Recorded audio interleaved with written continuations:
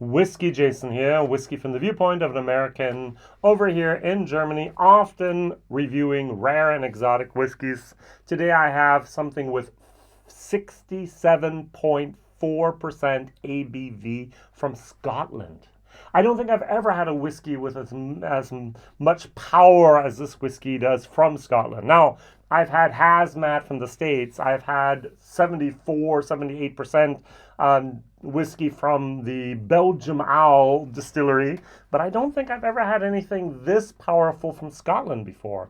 It's a 10-year-old Signatory Vintage Cask Strength Collection release and from a first fill Oloroso sherry butt.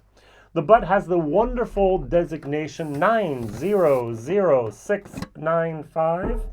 We have 634 bottles, and I have one of these. Whiskybase 232853. All right, just so I can flex a little bit. Oh, a word I learned from my fellow YouTubers here. I have a other Signatory Vintage Cask Strength Edition. We are now in the territory of Bunnahabhain, and we have here Whiskybase 196363. We only have 64.7. So this is 67.4, this is 64.7, and we have cask number 2. Now, what basically Signatory Vintage did here was they took some refill hogsheads that were all distilled on the 19th of October 2010, put them together into a single fresh sherry butt for 5 months. And the sherry butt was number 2. And what they do is, according to Andre Haberecht from Whiskey Tales, he works at Signatory, every year they just start renumbering. So the number 2 cask can be from the year 2021, 2022, 2023, and so on. So this is the rest of mine 5CL that are left. So I do bottle shares, and so 5CL always belong to me. The rest is what I give away. I sell as little 5, 10 CLs to people here in Germany. Now this is, I bought it just for one reason, not because of Craigellachie. I do like Craigellachie. I like the 13, I love the 17. The 23 is good, but way too expensive. The 31 or 33, whichever one you want to talk about, is way, way, way too expensive. And so this is something I like, but I bought it just because of the ABV. So when this hit the market in Germany, that was about, it was last year, summer 2023 is I think when it hit the market. I was like, oh, click. I knew I could share it. I knew I could do the bottle share, get rid of everything, and just have a wonderful video talking about ABV. Now, many of you know that there's a law in America that says that we cannot put our whiskey into a cask any higher than 62.5% if it's going to be a straight bourbon or if it's going to be a straight rye. Now, in Scotland and Ireland, we do not have such a rule. If theoretical, possibly, they would put it in at 100%. They can't, they won't, they don't. All right, so what they normally do is, hey, if we're going to have casks and we're going to share with each other, we're going to put it in at 63.5. Why 63.5? Because 62.5 is the bourbon, and often many of the casks were first bourbon casks. Both of these, the hogshead was a bourbon. These were both finished or matured in sherry butts, 500 liters. Made from American oak, maybe European oak, who knows. But for most of the distillery wood, for most of the casks, they share and trade back and forth between the distilleries. They needed to have a nice, just identifiable ABV. So after 10 years, it's almost the same everywhere after 5 years and so on. And so they just agreed, hey, 62.5 for a bourbon is great. We have the rule in America, let's go up a little bit more at 63.5, which means we don't have to put it in at 63.5. So here, Bunna with 64.7 did not put it in at 63.5. We don't have ABV that goes up in Scotland, hardly ever. I'm going to say 99.999% of the time it does not go up. All right, you have to really create an artificial condition for that to happen in Scotland. It goes down.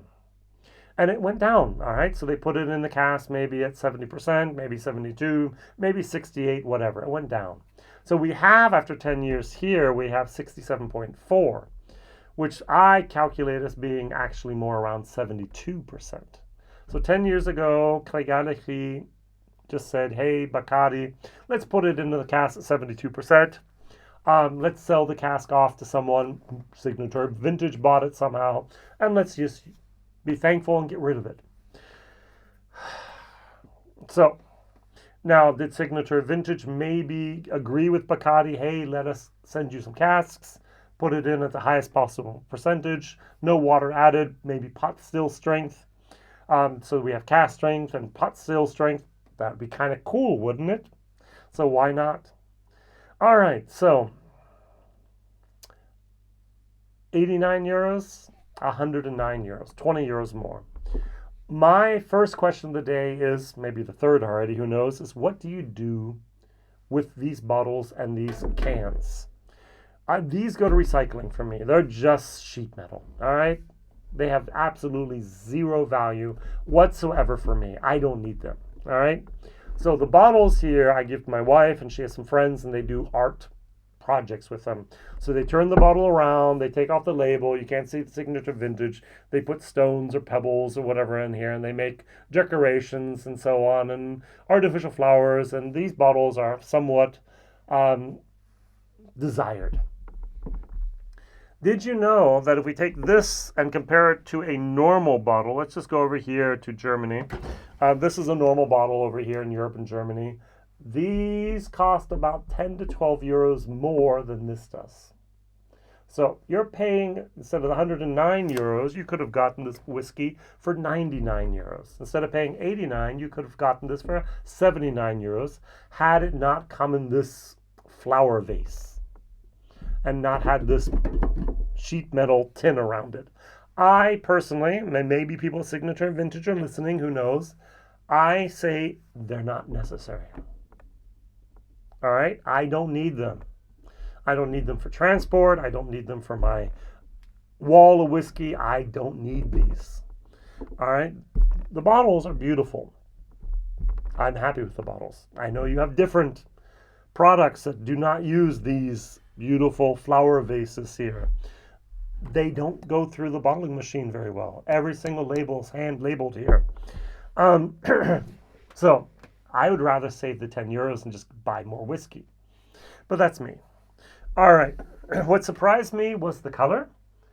The 10-year-old sherry, first fill Oloroso sherry butt is darker than the 5-month finish. Should not surprise me. A Buna on the nose. This is a very nice nose. Now, the thing that really, did you see how I took a very, very deep breath? 67.4% ABV, no alcohol burn here. Maybe I'm so used to it, but it's got a sweet, nice tobacco moment going on in here. There's some brown sugar going on here. This is actually a very, very, very nice bottle. According to Masters of Malt, I should be getting honeycomb and syrupy sponge cake with nutty malt and bold, spicy oak. That's good. The Buna smells different. I get more of a leathery moment. I get a little bit of raisins. And I get a tiny little bit of nutty toffee moments. Also here with 64.7%, no alcohol burn whatsoever. It's amazing what they can do after 10 years here with good wood and good distilling processes. All right, let's try this. A little bit of respect. I'm a little bit afraid. I'm a little bit like, 67.4%. Now, if I were drinking a Booker's, it would also be, all right, good. Are you ready for the punch? Slanche.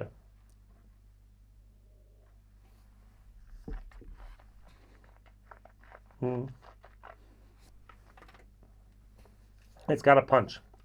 But funny enough, it has a smoky barrel char moment going on as well. I had the exact same experience with my German video. I pulled out a new glass, put it in a new glass. It's not the glass, it's the whiskey. It's not me, it's the whiskey. There's a lot of heat on this one. I'm gonna put a little bit of water in here.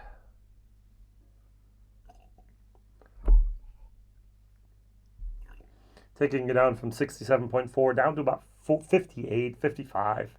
That's still often cask strength for most whiskeys.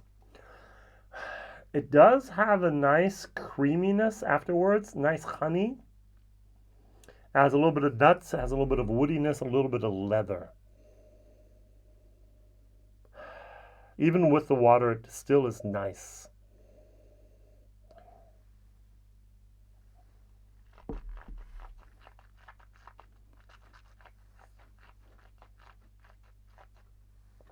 But I don't think I would ever automatically guess that this was a Craigellachie. I don't get the copper, I don't get the Craigellachie typical moments here. I don't have a Craigellachie at the moment I can grab.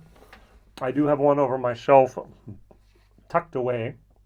13 is always a fan favorite of ours. This is not bad with water. This is actually drinkable and accessible. Imagine I could get this for 79 euros without the fancy metal tin, the can. Imagine I can get it without the fancy bottle.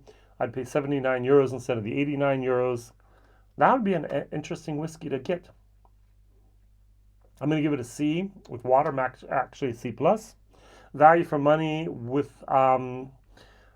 89 euros, it's a C-. It's not something I would recommend to buy unless you really want to try a whiskey with 67.4% from Scotland. It's got a good flavor moment. It's got a little bit of an almond, honeyed almond going on in there. It's nice. It's nice. Value for money, C-. With water, C+. Now let's just briefly go over the Buna. I've used this once or twice already as a comparison whiskey. This was actually put onto the market. Whoops, I'm looking at the wrong one here. This was put onto the market in November of 2021. All right, so this has been around the block a few times already. So, wow, it's over 3 years ago. This was put on the market in May of 2023. It shows how late I am with some of my videos. And it's still here. That's what's really surprising me. It was added 2021 and it's still in 15 whiskey shops in Germany online. 86.7 points ABV. The Craigellachie is 87.5. This is actually higher rated than that, than Buna. Cheers.